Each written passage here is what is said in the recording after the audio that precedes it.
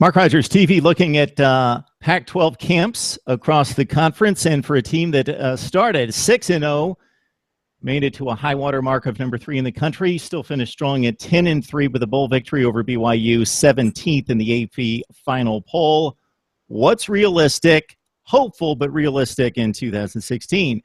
We bring in Shane Roberts from Block U to help us out with the Utes with just, wow, Shane, finally some football on the horizon, 2 weeks till Utah hits the field. Yeah, man, it's, as you said, 2 weeks from about 2 hours ago. Utah will be kicking off the season against an FCS opponent, in-state opponent, Southern Utah, to really unveil this newest edition of the Utah football team, as you mentioned.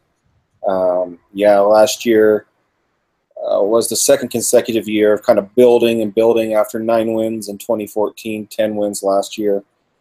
Tied for the Pac-12 South Championship, but lost a tiebreaker to USC. Number 3 ranking at one point. Still in playoff contention really up until a double overtime loss to Arizona in Tucson, so that was a heartbreaker. It was a fun year last year, but there's a really, really good foundation in place for a good run again this season. Slightly less hype, Shane, than approaching the opener with Jim Harbaugh coming to town last year, Southern Utah, Michigan.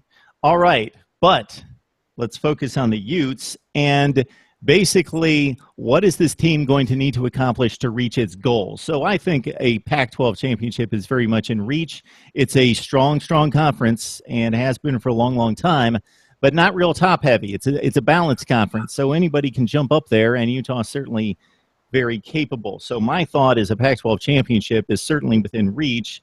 Unless you disagree, I would love to hear your 3 keys to gain the gold there in the Pac-12. And first off, I believe you're going to point to offensive improvement throughout the season. Travis Wilson, obviously, not in play this year. He's moved on. Devontae Booker, the wrecking crew, takes the running game with him. Joe Williams had filled in admirably for Booker down the stretch. So offensive improvement during the course of the season. Yeah, and as you alluded to at the running game, Book is gone, but the offensive line is essentially returning.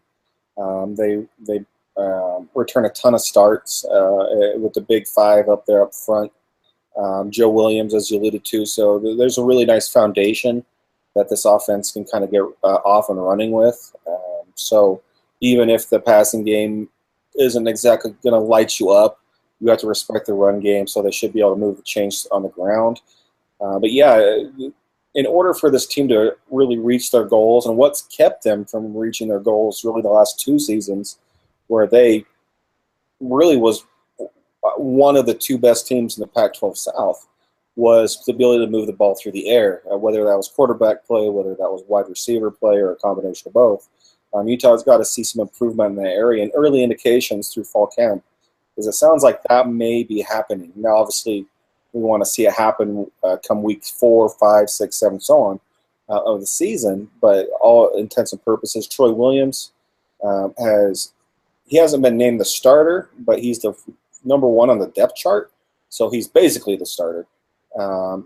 Coach Whittingham is, I don't want to say he's been glowing about Troy, but he's been very confident. He's liked what he's seen.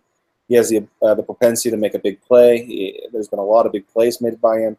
60, 70-yard completions, really just stuff we haven't seen a lot of the last couple of years. And the wide receivers are kind of starting to get some confidence built up into them. Utah had a change at wide receiver coach in the offseason. They brought in Guy Holliday, which is actually the wide receiver coach of the team down south, out in Provo, BYU. Utah brought him in. He's really trying to build up their confidence.